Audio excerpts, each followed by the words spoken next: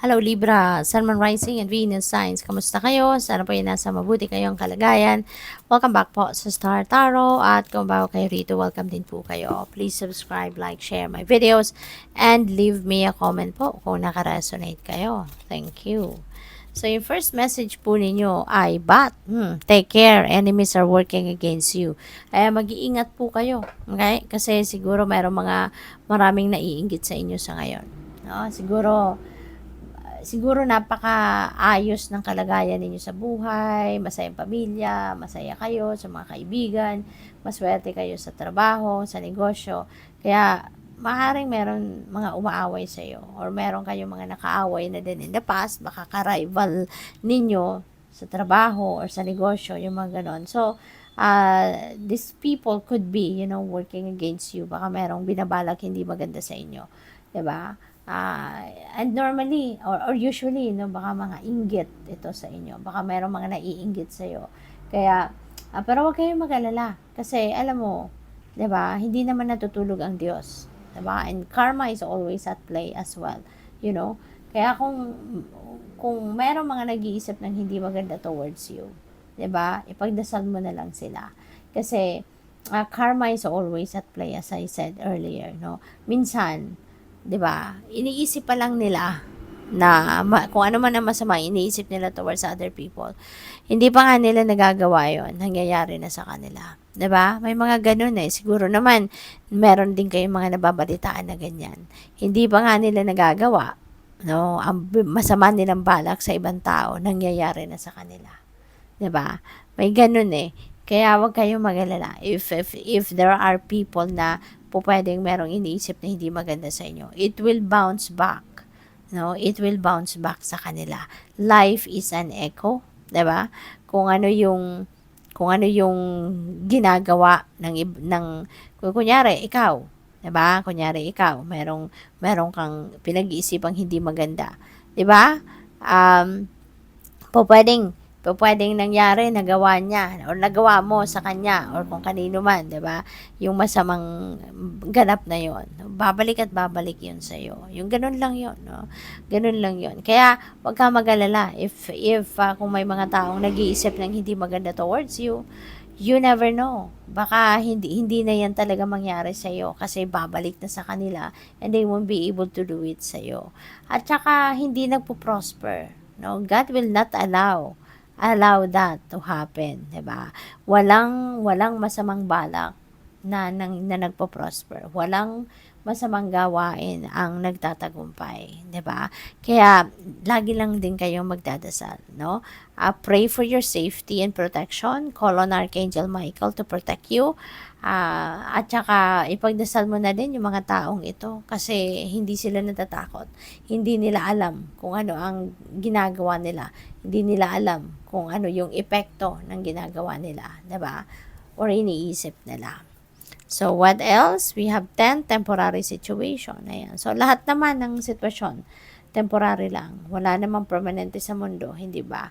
Lahat nagbabago. Kaya, pwede rin ang iba sa inyo dito, since this is a tent, this is a shelter, pwedeng temporary kayo sa tinitirahan ninyo.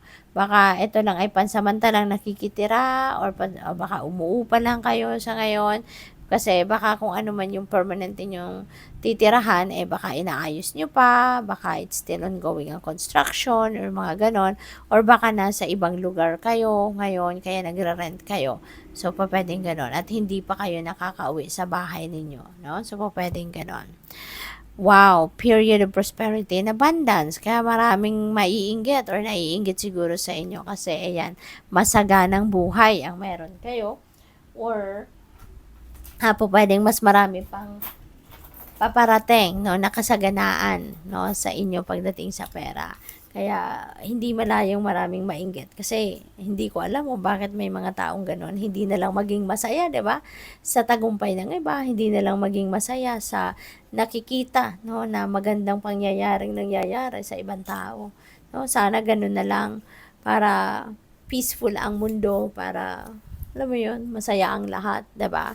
So, ngayon, you have that prosperity and abundance coming your way. You know? Kaya good luck sa'yo. What else? We have success. Tignan mo. Merong prosperity and abundance. So, may pera, may material na bagay, and tagumpay. So, this is financial and material success. So, po pwedeng successful kayo, may financial reward kayo na makukuha from your negosyo siguro, from your trabaho, career ninyo, yung gano'n, ano? Or, po pwede rin na iba pa to. No, maaaring iba pa tong financial or material success na to, pwede rin na iba pa to, no? Baka meron din kayong mga problema na pwedeng pinagdadaanan at masusolusyonan mo na yan, no? So you will be successful in in facing those challenges then, no? So siguro masosolve mo na din ang inyong mga problema. Seek out information that will help you. Ayan. So baka meron kayong desisyon na kailangang gawin ngayon. So, wag muna kayong basta-basta magdedesisyon. Okay? Baka kailangan nyo pa na mas marami pang impormasyon, mas marami pa kayong dapat na detalye na alamin. So, wag muna kayong magmadaling magdesisyon. Okay? Magtanong-tanong muna kayo, mag-research muna kayo. Okay?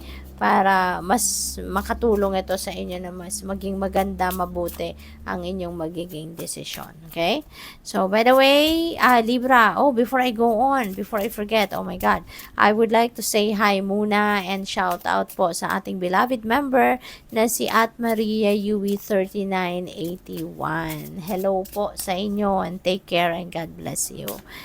So, what else? We have saffron. Wow, sarap kaya nito, no? Ito yung hinahalo natin sa Ito yung nagpapakulay sa arroz caldo, sa lugaw, yung ganon. So, this is very nutritious din. So, attract happiness. Yan sinasabi niya sa'yo. Attract happiness. Kasi, yung happiness, 'di ba, it's a choice. 'Di ba? Nasa sa inyo 'yun eh. Kung if you want to be happy, talaga magiging happy ka. And the more na positive ang nararamdaman mo, the more na mag-a-attract ka ng mas marami pang happiness, the more pa na mag-a-attract ka ng love, the more na mag-a-attract ka ng mas marami pang positivity, no? Positive situation, positive experiences, no? Kaya, napakaganda nito. Sabi din dito, add saffron to your dishes. Wow, to invite joy and contentment into your life. Ayan, so paghahalo mo pala yung saffron. Pwede rin itong ihalo kasi sa mga dishes, no? Katulad ng, yung mga karne, 'di ba? Kung kumakain kayo, no, or kung nagluluto kayo, yung kunyari menudo, yung mga sauce, caldereta, menudo, yung gano'n, nakakapagpakulay din siya at nakakapagpabango. You know, so pag hinahalo pala yung saffron, 'di ba? It also invites joy and contentment into your life. So halo na. Ihalo nyo na 'yan. So, what else? We have dandelion. Ayan, pampaswerte din ito. Nurture abundance. Ayan. So, grow a garden of prosperity within you. Napakaganda. If you are thinking that you are abundant, if you are going to think that you are prosperous, yun talaga mangyayari sa'yo. Promise, Libra.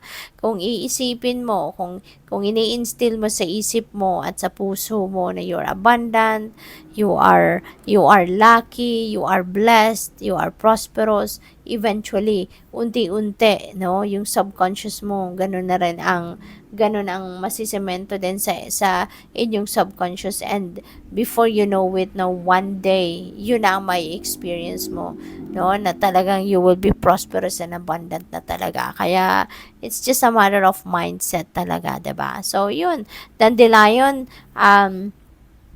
this signifies abundance, no? Kaya, nasa taas pa niya, si bread energy. Kaya, most likely, Libra, magiging prosperous and abundant kayo sa ngayon. Talaga magkakaroon kayo ng mga financial blessings and material success and financial success, no? Napaparating. We have sage. Ayan. So, yung sage, yung white sage, no? Sakto lang, Meron akong loose leaf dito ng white sage. Ginagamit ko to purify, the cards dito before I do the reading. Ito yung ginagamit ko. Pinapausukan ko sila to purify them. At saka yung sarili ko din, ini-smudge ko din ng white sage. Pag-purify ng space ko, yan din ang ginagamit ko, no? So, sabi dito, purify your space, cleanse away negativity, invite new beginnings, okay? So, siguro, ang iba sa inyo, baka baka kayo ay talagang nag-smudging, no? Kaya talagang kayo ay nagpapausok talaga din ng space ninyo or even ng sarili ninyo mismo. Baka dati ninyo nang ginagawa ito. Kaya iniimbitahan kayo, baka nakalimot na kayo, maybe may katagalan na sigurong hindi kayo nakakapag-purify ng space ninyo at ng sarili ninyo mismo by using sage. So, ito paalala ito sa inyo. Okay? So, good luck po. Thank you for watching Love and Light. Namaste.